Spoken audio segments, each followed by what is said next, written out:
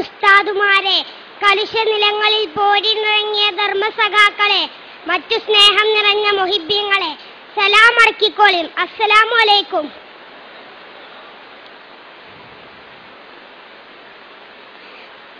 കുറച്ച് ലേറ്റായിട്ടാണെങ്കിലും നമ്മളെ സാഹിത്യോത്സവിന്റെ വേദിയിലാണ് ഞാനും നിങ്ങളും. അല്ല ചങ്ങായിമാരെ, സബ് ജൂനിയർ എന്ന് പറഞ്ഞ 4ാം ക്ലാസ് വരെ അല്ലേ? എന്നാ അതിന്റെ ലാസ്റ്റ് ചാൻസ് ആണ്. ചിന്തിച്ചിട്ടൊരു മന്ദപ്പ്. ഒരീസം സ്കൂളിൽ കളിച്ചാൻ പുട്ടപ്പം ഞാനും എന്റെ ചങ്ങായിമാരും റബ്ബറും തോട്ടത്തിൽ കൂടെ അങ്ങനെ നടക്കുകയും അപ്പണ്ട് അവിടെ ഇവിടെ ആയിട്ട് ആൺകുട്ടികളും പെൺകുട്ടികളും യാതൊരു എളുപ്പമില്ല ചൊറച്ചിങ്ങനെ നടക്കണ്. എന്തൊരു കഥ!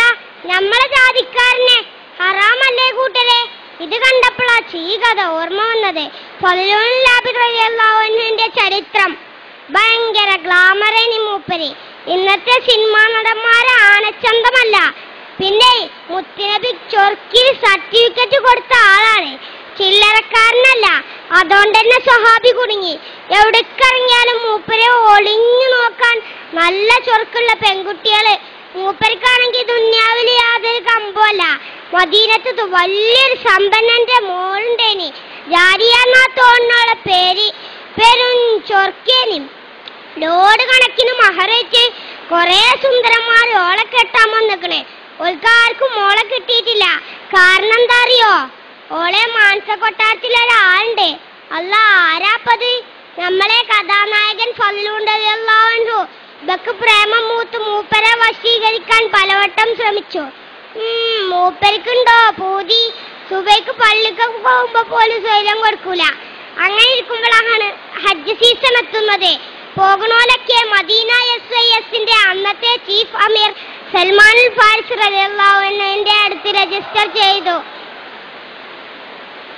കൂട്ടത്തിൽ നമ്മളെ ഫളിലൂനും ഉണ്ടേനി. എന്ത് ചെയ്യാനാ? ഈ വിവരം നമ്മളെ ലൈലപ്പെണ്ണറിഞ്ഞു. ഉടനെ പമ്പർന്നോളും ഒപ്പിച്ചൊരു സീറ്റ്. കുറച്ച് ദിവസങ്ങൾക്ക് ശേഷം യാത്ര ആരംഭിച്ചു. രാത്രിയായപ്പം കുറേ ദൂരത്ത് അമീറിന്റെ നേതൃത്വത്തിൽ സംഘം തമ്പടിച്ചു. അപ്പോഴല്ലേ ശല്യം. ഫളിലുവിന്റെ തമ്പിന്റെ അയലോക്കത്തിന് ഈ പെണ്ണും തമ്പട്ടി. നൗദുബില്ല. രാത്രി എല്ലാരും ഉറങ്ങിയപ്പോഴല്ലേ പുകില്. ഈ പെണ്ണ് ഫളിലുവിന്റെ തമ്പിനകത്ത് കയറി പറ്റിയേക്കണ്. എന്നിട്ട് മഹാനെ വിളിച്ചുണർത്തി.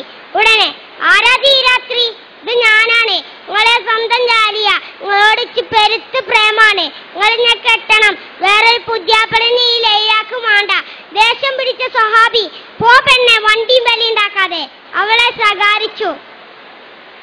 ഫളിലുവിനെ വീഴ്ത്താൻ കഴിയൂലെന്ന് മനസ്സിലാക്കിയ ലൈല ദേഷ്യത്തോടെ പ്രതികരിച്ചു. അങ്ങനെയല്ലടാ, ഈ പെണ്ണ് നിന്നെ ഒരു പാഠം പഠിപ്പിക്കും. പിറ്റേന്ന് നേരം വെളുത്തപ്പോ റെയ്ഡാ അമീറിന്റെ നേതൃത്വത്തിൽ. അല്ലാ, എന്താ അറിയോ? ലൈലാന്റെ വജ്രമാല കളവ് പോയിക്കണല്ലോ.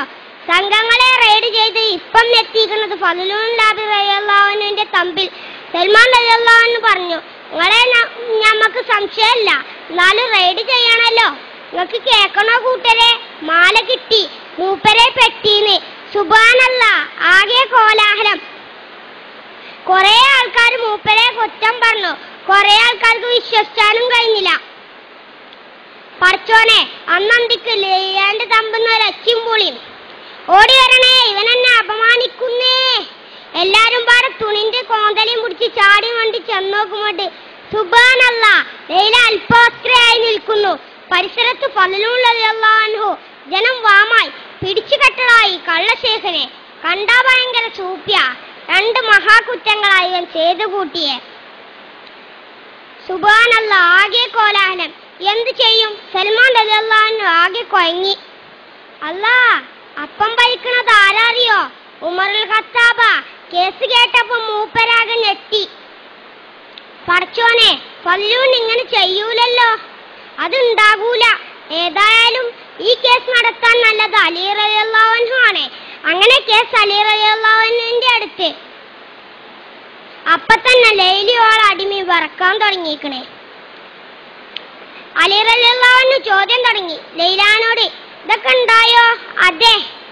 മാല എവിടെനി? എന്റെ പെട്ടിയില്. അതെന്താ അണിയാഞ്ഞു? ഒന്നുമില്ല. പിറ്റേന്ന് ബലാത്കാരത്തിന് ശ്രമിച്ചയാൾക്കും മാല എടുക്കാൻ വന്നപ്പോ അതിന് കഴിയൂലേനോ? എന്താ അറിയില്ല. ഫളിലുവിനോട് ഇതൊക്കെ ഉണ്ടായോ? അതെ, ഞാനൊരു തെറ്റും ചെയ്തിട്ടില്ല. പിന്നെ എങ്ങനെ നിങ്ങൾ ലൈലയുടെ തമ്പിൽ? അല്ലാഹു ആലം. ചെന്ത് ചെയ്യും റബ്ബ് എങ്ങനെയായാലേ. ഉടനെ അലി റളിയല്ലാഹു അൻഹു ലൈലാന്റെ അടിമനെ വിളിച്ചു.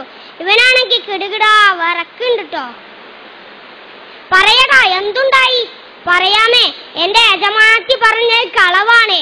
ആദ്യത്തെ ദിവസം യജമാനത്തി ആ തമ്പിൽ പോയിരുന്നു. മാല കഴുത്തിൽ തന്നെയായിരുന്നു അണിഞ്ഞിരുന്നത്.